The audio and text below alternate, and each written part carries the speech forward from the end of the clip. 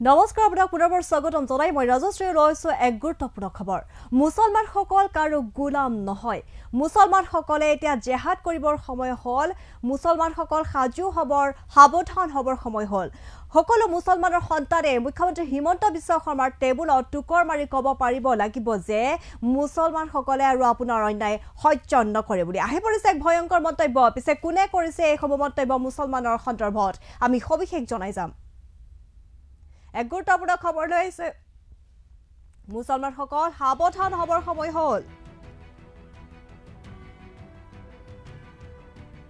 মুছলমান কাৰো গোলাম নহয় আহি পৰিছে এক ভয়ংকৰ মন্তব্য পিছে কোনে কৰিছে এই মন্তব্য সমান্তৰালভাৱে বিভিন্ন মন্তব্য আছে যে এইখন দেশ ভাৰতৰে নাগৰিক মুছলমানসকল বিভিন্ন মন্তব্য আহি পৰিছে আৰু আয়ুক্ত হৈ কাম কৰিব লাগিব মুছলমানে এপিএছ অফিচাৰ হ'ব লাগিব এছিএছ হ'ব লাগিব মুছলমানসকল উজনিলৈ গৈ কেৱল ইটা ভাটাত কাম কৰিবলৈ জন্ম হোৱা নাই মুছলমান সন্তান সংখ্যালঘু মুছলমানৰ সন্তানে হিমন্ত বিশ্ব শৰ্মাৰ টেবুলত টুকুৰিয়াই ক'ব পাৰিব লাগিব যে আমি আৰু অন্যায় সহ্য নকৰো বুলি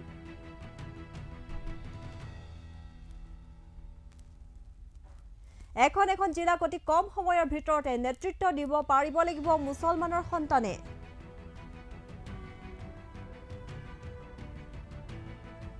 মুছলমানৰ নাম লৈ হিন্দু লোকেহে কৰি আছে গোমাংসৰ ৰপ্তানি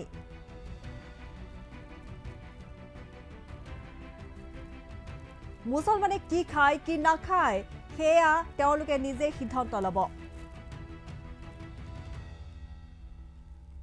কলমেৰে উত্তৰ দিবলৈ সাজু হৈছে মুছলমানসকল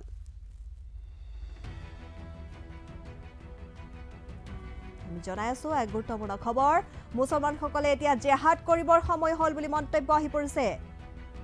আৰু কি জেহাদৰ কথা কোৱা হৈছে মুছলমানসকলক লৈ আমি জনাই আছো যে আজিৰ মুছলমানসকল শিক্ষিত হৈছে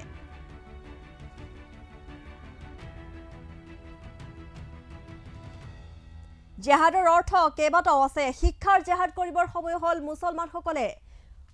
মিয়া সন্তানে এতিয়া শিক্ষাৰ জেহাদ কৰিবলৈ আৰম্ভ কৰিব লাগিব বুলি মন্তব্য আহি পৰিছে শিক্ষাৰ জৰিয়তে মুছলমানৰ সন্তানে বৈপ্লৱিক পৰিৱৰ্তন আনিব পাৰিব লাগিব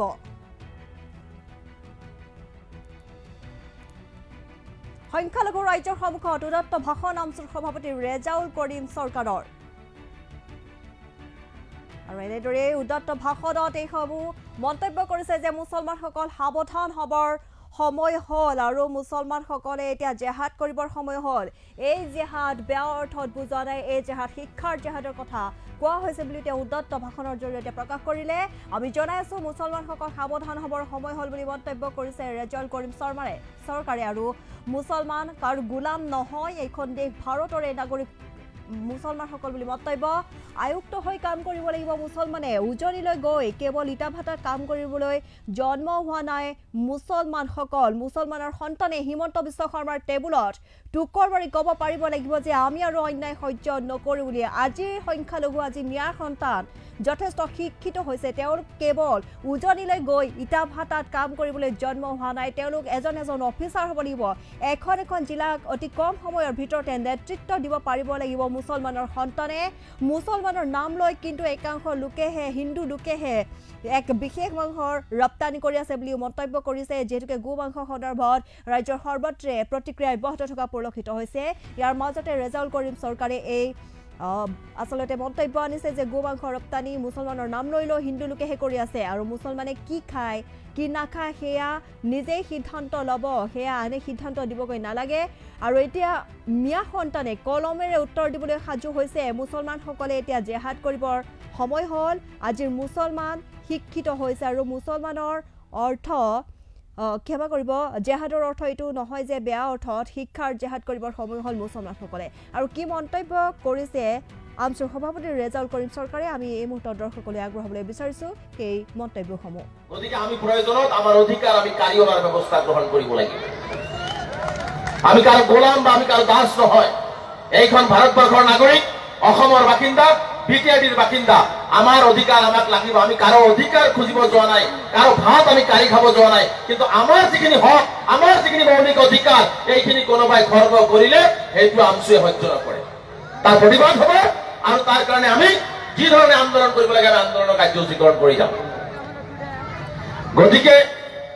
বিটিআইডিত বহু সমস্যা আছে সমগ্ৰ বিটিআইডিত ভূমিৰ সমস্যা ৰাস্তা ঘাটৰ সমস্যা আজি হস্পিটাল নাই হস্পিটাল কিছুমান অঞ্চলত আছে ডক্টৰ নাই স্কুলত শিক্ষক নাই গতিকে এই কথা বাৰ্তাবিলাক চৰকাৰে আমাক দৃষ্টি আকৰ্ষণ কৰিছো চৰকাৰে এইখিনি বস্তু সমাধানৰ ব্যৱস্থা গ্ৰহণ কৰিব লাগে কাৰণ এখন বিটিআইডি যদি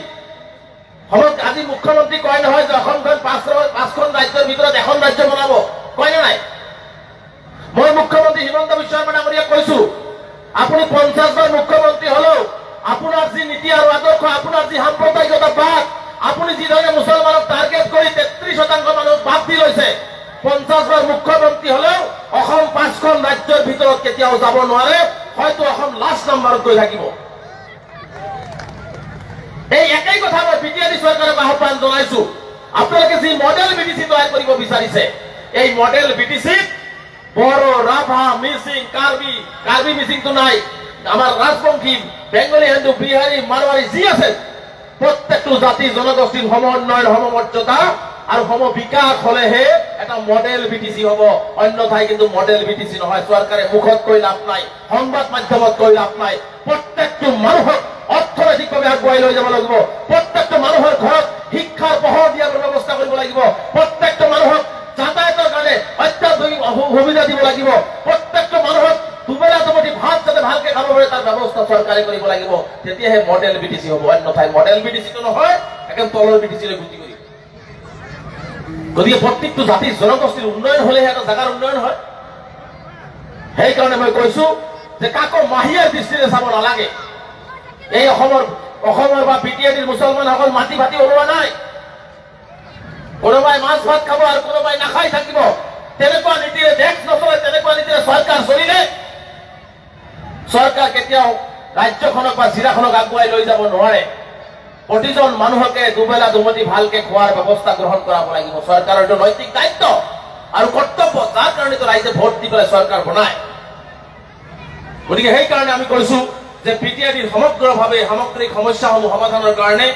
সদৌ অসম সংখ্যালঘু ছাত্ৰজন আপোনালোকৰ লগত আছে আৰু ভৱিষ্যতে আপোনালোকৰ লগত থাকিব কোনোবাই আপোনালোকৰ লগত থাকক নাথাকক আপোনালোকে আপদে বিপদে কাৰোবাক পাওক নাপাওক এই আমচুৰ পতাকাখন কিন্তু ৰাজপথতো পাব আইনগতভাৱে কোৰ্টতো পাব বুদ্ধিকভাৱে এই আমচুৰ পতাকাখন আপোনালোকে পাব কাৰণ অসমৰ মাটিত আমচু চিন্তা থকালৈকে সংখ্যালঘু ৰাইজৰ সমস্যা লৈ ৰাজপথত হওক কোৰ্টত হওক আমচুৱে যুঁজি যাব মই স্পষ্টকে কৈছো মই সভাপতি থাকো নাথাকো আমচু এই মাটিত থকালৈকে সংখ্যালঘু সমাজৰ কাৰণে বুকু পাতি সন্মুখৰ পৰা নেতৃত্ব বহন কৰি যাব সন্মুখৰ পৰা আমচুৱে নেতৃত্ব বহন কৰি যাব আমচুৱে কাকো ভয়ো নকৰে আমচুকে গেৰেপো নকৰে আমচুৰ এটাই লক্ষ্য লাগিলে এদিন জীয়াই থাকিম বাঘৰ দৰে জীয়াই থাকিম কাৰো গোলাম হৈ কুকুৰ মেকুৰীৰ দৰে জীয়াই নাথাকো মই স্পষ্টকে কৈছো আমি কাকো হিংসা নকৰো কাকো ঘৃণা নকৰো আমি সকলো জাতি জনগোষ্ঠীৰ লগত খোজ মিলাই চলি যাব পাৰো এই যুদ্ধ আমি বেলেগৰ কাৰণে নহয় আমাৰ সমস্যা সমাধানৰ কাৰণে এই যুদ্ধ আমাৰ চৰকাৰৰ লগত এই যুদ্ধ গণতান্ত্ৰিকভাৱে চৰকাৰৰ লগত কৰি আমাৰ সমস্যাৰ আমি সমাধান কৰিব ব্যৱস্থা গ্ৰহণ কৰিম গতিকে মই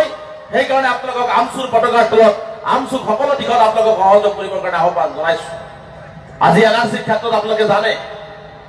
আজি এনআৰচিৰ ক্ষেত্ৰত পঞ্চায়ত চাৰ্টিফিকেটত যেতিয়া মহিলাসকলৰ নাম বাদ পৰিছিল হাহাকাৰ লাগিছিল না নাই যুঁজিছে কোনে আমচু যুঁজিছে জমিয়তুল উলামা হিন্দ মৌলানা মুস্তাক আনৱৰ সাহেব যুঁজিছে 71-91 ভিত্তিবৰ্ষলৈ কোৰ্টত কোনে যুঁজিছে ভাই অসমত বহুত ডাঙৰ ডাঙৰ নেতা আছে বহুত এমএলএ মন্ত্ৰী আমি বনাইছো কোনোবাই যুঁজিছে কিন্তু 1980 চনত আপোনালোকে জন্ম দিয়া সদৌ অসম সংখ্যালঘু ছাত্ৰ ইউনিয়ন যুঁজিছে জমিয়ত মৌলানা আৰশ্বাদ মাদানী হুজুৰ যুঁজিছে গতিকে আমি এনেকুৱা নহয় যে সংখ্যালঘু ৰাইজে বিপদত পৰিছে পিছপিলৰ পৰা আমি চিঞৰি থাকিম নহয় সংখ্যালঘু ৰাইজ বিপদত পৰিব সন্মুখৰ ৱালৰ পৰা আমি চিঞৰি থাকিম সন্মুখৰ পৰা চিঞৰি গৈ আমি আমাৰ নেতৃত্ব আমি বহন কৰি আহিছো সেইকাৰণে কেতিয়াও আপোনালোকে ভাগৰি পৰিব নালাগে মন ভাঙিব নালাগে মই কৈছো নহয় সুপ্ৰিম কোৰ্টত যদি আমচু যুঁজিব পাৰিছে সংখ্যালঘু ৰাইজৰ কাৰণে 100 বাৰ সংখ্যালঘু ৰাইজৰ কাৰণে আকৌ সুপ্ৰিম কোৰ্টত প্ৰতিটো সমস্যালৈ যুঁজিবৰ কাৰণে আমচু প্ৰস্তুত আছে 100 বাৰ যুঁজিবলৈ প্ৰস্তুত আছে গতিকে আজিতে এনেকুৱা এটা পৰিৱেশ হৈছে আপোনালোকে ভাবিছে যে আমাৰ সমস্যা সমাধান হৈ গৈছে 1980 চনত যি সমস্যা আছিল তাত কৰি আৰু ভয়ানক সমস্যাই হিমন্ত বিশ্ব শৰ্মাই বনাই আছে হিমন্ত বিশ্ব শৰ্মা ডাঙৰীয়াই আৰু তাতকে ভয়ানকভাৱে সংখ্যালঘুসকলক নিৰ্যাতন কৰি আছে কেতিয়াবা মাদ্ৰাছা ভাঙি দিয়ে না নাই আৰু কি কয় মাদ্ৰাছা ভাঙি শেষ কৰি পেলাম মই নাঙল ভাঙাৰ বিটিআইডিৰ পৰা গৈছো অসমৰ মাটিৰ পৰা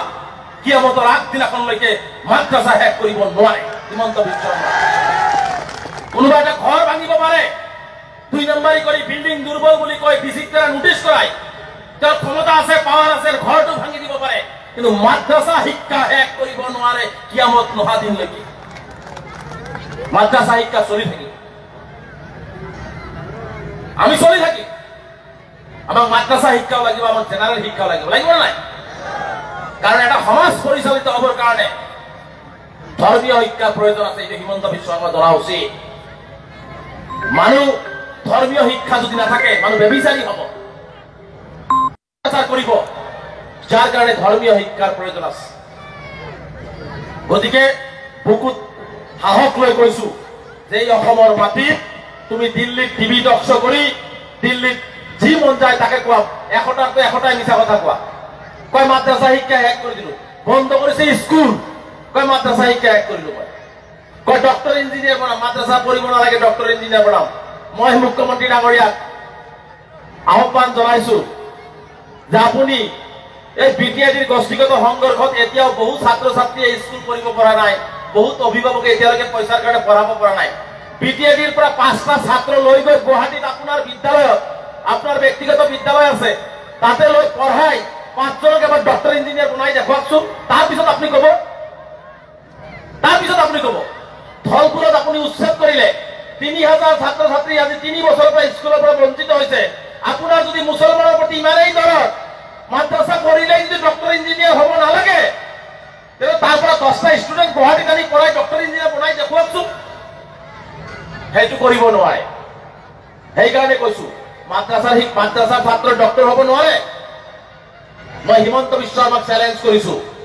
আৰু 5 বছৰ পিছত মাদ্ৰাছাৰ ছাত্ৰই এক হাতত লেপটপ আৰু এক হাতত কোৰাণ লৈ গোটেই বিশ্ব জিনিব গোটেই বিশ্বত জিলিকি উঠিব মই চেলেঞ্জ কৰিছো গোটেই বিশ্বত জিলিকি উঠিব সেইকাৰণে এই ধৰণৰ কথা বাৰ্তাবিলাক কৈ মুখ্যমন্ত্ৰীয়ে অসমখনৰ আকাশ বতাহ নষ্ট কৰি পেলাইছে মুখ্যমন্ত্ৰী ডাঙৰীয়াক এটা কথা ক'ব বিচাৰিছো যে ৰাজনৈতিক ক্ষমতা চিৰস্থায়ী নহয় এটা দিন আপুনিও এই ক্ষমতাৰ পৰা আঁতৰি যাব লাগিব কিন্তু মানুহৰ পৰা আপুনি অভিশাপ নলব এই চৰকাৰখনৰ কিন্তু অভিশাপ লাগিব যি ধৰণে আই মাতৃসকলক ৰাতাৰাতি বলডুজাৰ চলাই ঘৰৰ পৰা উলিয়াই দিছে শিশুসকলক মুকলি আকাশৰ তলত থাকিবলৈ বাধ্য কৰাইছে চকুৰ পানীৰে আমাৰ মানুহ কান্দিছে কি অপৰাধ কৰিছিল খাসমাটিত আছিল কিয় আছিল বিটিআইডিৰ গোষ্ঠীগত সংঘৰ্ষত থিয়হীন হৈছো গৰাখহনীয়াত থিয়হীন হৈছো গৰাখহনীয়াত মোৰ মাটি খেতি গুচি গৈছে এইটোই মোৰ অপৰাধ যদি মই ভাৰতীয় নাগৰিক যদি মই বিটিআইডিৰ বাসিন্দা যদি মই অসমৰ বাসিন্দা চৰকাৰৰ দায়িত্বৰ কৰ্তব্য হৈছে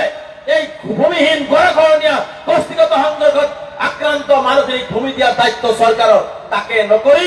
মানুহে ল'ৰা ছোৱালীলৈ জীৱন নিৰ্বাহ কৰি আছে তাতে গৈ তেওঁ বুলডোজাৰ চলাই দিছে আৰু ৰাতাৰাতি তেওঁ ঘৰ বাৰী ভাঙি দিছে এইটো ভাল কাম হৈছে ইয়াৰ অভিশাপ চৰকাৰৰ লাগিব প্ৰতিটো বৃদ্ধা পিতৃ মাতৃৰ প্ৰতিটো শিশুৰ এটপাল চকুৰ পানীৰ হিচাপ হিমন্ত বিশ্ব শৰ্মা ডাঙৰীয়াৰ চৰকাৰৰ গাত লাগিব এই কথাটো মই স্পষ্টকৈ কলো লাগিব গতিকে এই ধৰণৰ পৰিৱেশ তৈয়াৰ কৰা হৈছে আকৌ দুদিন আগত কি কৈছে গো মাংস খাব নালাগে মই হিমন্ত বিশ্ব শৰ্মা ডাঙৰীয়াক কৈছো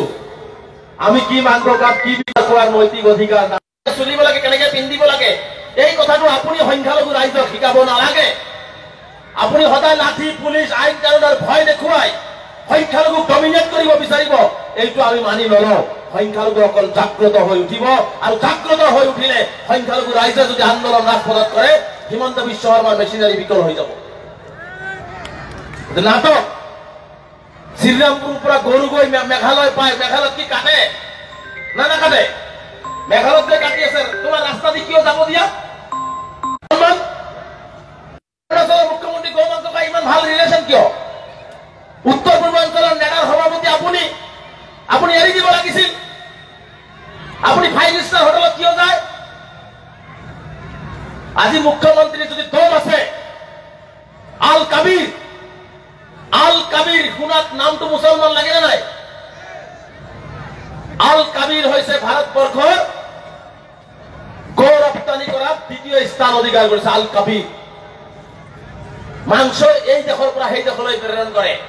তাৰ মালিক হৈছে সতীশ হিন্দু আৰু নাম কিন্তু দিছে আল কাবিৰ আৰবিয়ান এক্সপোর্টিং প্রাইভেট লিমিটেড নাম সব আরবিয়ান এক্সপোর্টিং প্রাইভেট লিমিটেড নাম দিছে ইয়ার মালিক হচ্ছে সুনীল চিন্তা করো আমাক খাব আমার খোৱা বস্তু আমি খাম তাতে তেওঁ পুলিশ লগাই আইন লগাই বাধা দিব আৰু তেওঁলোকৰ মানুহ গৈ ভাৰতবৰ্ষৰ ভিতৰত তৃতীয় বিশ্বৰ দেশ হৈছে বৰ্তমান ভাৰত তৃতীয় স্থানত আছে গৰু ৰপ্তানি কৰাত গৰুৰ মাংস ৰপ্তানি কৰাত আৰু তেওঁলোকে মুছলমানৰ নাম দি হিন্দু মানুহে গৰু ৰপ্তানি কৰি আছে তাত তেওঁৰ বাধা দিয়াৰ ক্ষমতা নাই ভয় পাত্তা কাটা যাব দুৰ্বলৰ লগত সদায় বলিৰ আক্ৰমণ গতিকে এই ধৰণৰ কথা বৰ্তাবিলাক কিয় কয় জানে তেওঁ এটা অস্থিৰ পৰিৱেশ বিচাৰে অসমখনৰ সকলো জাতি জনগোষ্ঠী যাতে মিলি নাথাকে সকলোৰ যাতে অস্থিৰ পৰিৱেশৰ মাজত জীয়াই থাকে তাৰ কাৰণে এইবিলাক কথা কয় সেইকাৰণে মই আপোনালোকক আহ্বান জনাইছো যে তেওঁৰ কথালৈ ভ্ৰুক্ষেপ কৰিব নালাগে আমি নিজৰ ভৰিৰ ওপৰত নিজে থিয় হ'ব লাগিব আমি মানুহ হ'ব লাগিব সততাৰে জীয়াই থাকিব লাগিব ওচৰে পাজৰে থকা অন্য জাতি জনগোষ্ঠীৰ লগত আমি মিলাপ্ৰীতিৰে থাকিব লাগিব আৰু আমাৰ নিজৰ ঘৰখন আমি নিজে চলাই লৈ যাব লাগিব আপোনাৰ ঘৰ বেলেগে চাফা কৰি নিদিয়ে আপোনাৰ ঘৰ বেলেগে চাফা কৰি দিলে নিজে চাফা কৰিব লাগিব গতিকে মই বিনম্ৰতাৰে আপোনালোকক আহ্বান জনাইছো দিন বৰ ভাল নহয় পৰিৱেশ ভাল নহয় চৰকাৰে সদায় আমাৰ ওপৰত আক্ৰমণ কৰি আছে আহিবলগীয়া 26ৰ নিৰ্বাচনৰ আগতে হয়তো আক্ৰমণ আমাৰ প্ৰতি আক্ৰমণ আমাৰ ওপৰত কৰিব বিভিন্ন তুচ্ছ তাচ্ছিল্য কৰিব সেইবোৰক ফালি আমি আগুৱাই যাব লাগিব আমি জীয়াই থাকিব লাগিব কাৰণ আমি এইখন মাটিৰ ভূমিপুত্ৰ হয় ইয়াৰে বাসিন্দা হয় অসমীয়া হয় ভাৰতীয় নাগৰিক হয় গতিকে আমি কোনো আকাশৰ পৰা হিট কৰা নাই গতিকে আমি যুঁজি অসমত আমি জীয়াই থাকিব লাগিব এই যুঁজটো হৈছে চৰকাৰৰ লগত যুঁজ কোনো জাতি জনগোষ্ঠীৰ বিৰুদ্ধে এই যুঁজ আমাৰ নহয় সেইকাৰণে আপোনালোকক আহ্বান জনাইছো যে আপোনালোকে আমচুৰ পতাকাৰ তলত একত্ৰিত হ'ব লাগিব সমস্যাবোৰৰ সমাধান বিচাৰিবলৈ হলে আমি শিক্ষিত হ'ব লাগিব না ভাই আমি শিক্ষিত হ'ব লাগিব হিমন্ত বিশ্ব শৰ্মাক যদি জবাব দিব লাগে গালি কাজিয়াৰে নহয় কলমৰ জৰিয়তে হিমন্ত বিশ্ব শৰ্মাক জবাব দিব লাগিব আৰু উত্তৰ দিব লাগিব আমাৰ ল'ৰা ছোৱালীয়ে টেবুলত থপৰিয়াই হিমন্ত বিশ্ব শৰ্মাক ক'ব লাগিব আপোনাৰ অন্যায় আমি মানি নলওঁ আমি শিক্ষিত হৈছো আমি জ্ঞানী হৈছো আমি বুজি পাওঁ প্ৰতিটো অন্যায় আপোনাক মানি লোৱা নহ'ব তেতিয়াহে আমি হিমন্ত বিশ্ব শৰ্মাক জবাব দিব পাৰিম জেহাদ শব্দৰ অৰ্থ বিভিন্ন অপব্যাখ্যা কৰে নে নাই মই আমচুৰ সভাপতি হিচাপে কৈছো অসমৰ প্ৰত্যেকজন সংখ্যালঘু ৰাইজ জেহাদ কৰিব লাগিব সেই জেহাদটো হৈছে শিক্ষাৰ জেহাদ শিক্ষাৰ বিপ্লৱ সৃষ্টি কৰিব লাগিব ল'ৰা ছোৱালীৰ হাতত কলম তুলি দিব লাগিব আপোনালোকে ভাবিছে পৃথিৱীত ঘূৰাই এই গুলি কৰি মানুহবোৰে বন্দুক বিলাক এই সদায়তকৈ শক্তিশালী হয় নে নাই এই প্লেন দি বোমা পেলোৱা বস্তুবিলাকে আটাইতকৈ শক্তিশালী এইটো ভাবি আছে আপোনালোকে ভাবি দেখা হয় নে নাই সাধাৰণতে আমি সেইটো ভাবো কিন্তু মই জানো আপোনালোকেও জানে কলমতকে শক্তিশালী অস্ত্ৰ পৃথিৱীত আজিলৈকে তৈয়াৰ হোৱা নাই আমাৰ উত্তৰ আমি কলম নামৰ অস্ত্ৰটোৰে হিমন্ত বিশ্ব শৰ্মাক দিব লাগিব প্ৰতিটো অন্যায়ৰ বিৰুদ্ধে আমি দিব লাগিব আমি যুঁজিব লাগিব সেইকাৰণে কৈছো শিক্ষাৰ বিপ্লৱ সৃষ্টি কৰক শিক্ষাৰ আন্দোলন সৃষ্টি কৰক পেটত গামোচা বান্ধি লওক এসাঁজ খাই এসাঁজ নাখাই হলেও নিজৰ সন্তানক স্কুললৈ পঠাই দিয়ক ইটা ভাটাত নহয় কেৰেলাত নহয় চাহৰ টকাৰত নহয়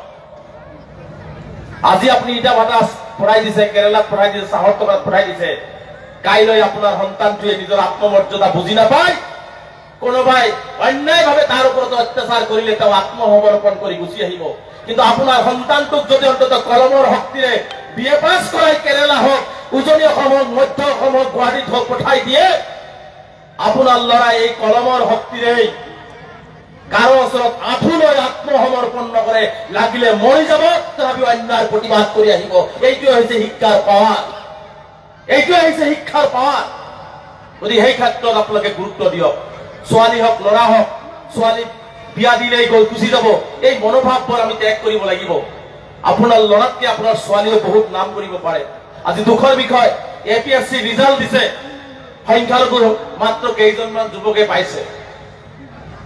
নাঙল ভাঙাৰ পৰা প্ৰতিজন অভিভাৱকে সিদ্ধান্ত গ্ৰহণ কৰক, UPSC হওক APSC হওক, যাতে চিৰাং জিলাৰ পৰা অন্তত 10টাকে সংখ্যালঘু যুৱক প্ৰতি বছৰে ওলাব পাৰে, 10টাকে যুৱতী যাতে প্ৰতি বছৰে আমি ওলাব পাৰো, এই ব্যৱস্থা আমি কৰিব লাগিব। ডক্টৰ বহুত হল, টেট মাষ্টৰ বহুত হল, ইঞ্জিনিয়াৰ বহুত হল, এতিয়া আমি প্ৰশাসনিক লেভেলত যাব লাগিব। আমি প্ৰশাসনিক লেভেলত যাব লাগিব। কয় নহয় উজনি অসমত মিয়া আহিবলৈ নিদিওঁ, গুৱাহাটীত মিয়া আহিব নালাগে। ইয়েছ, আমি ব্ৰেইনত সিদ্ধান্ত লৈ ল'ব লাগে যে উজনি অসম আৰু গুৱাহাটীত মিয়া নহয়, মিয়াৰ সন্তান IAS IPS বনাই তোমালোকক নেতৃত্ব দিবলৈ পঠিয়াই দিয়া হ'ব। এই সংকল্প সংখ্যালঘু ৰাইজ লওক, 10 বছৰ কষ্ট কৰক, কিমান গালি খাব, কিমান অন্যায় সহ্য কৰিব, 10 বছৰৰ সিদ্ধান্ত গ্ৰহণ কৰক। যদি এই জাতিটোৱে 10 বছৰ যদি কষ্ট কৰে, এই খাটি খোৱা জাতি, কষ্ট কৰিব পৰা জাতিয়ে যদি কষ্ট কৰিব পাৰে, মাত্ৰ 10 বছৰ সন্তানৰ পিছত দিয়ক, আপোনাৰ সন্তানে এটা এটা জিলাত নেতৃত্ব দিব প্ৰশাসনিকভাৱে।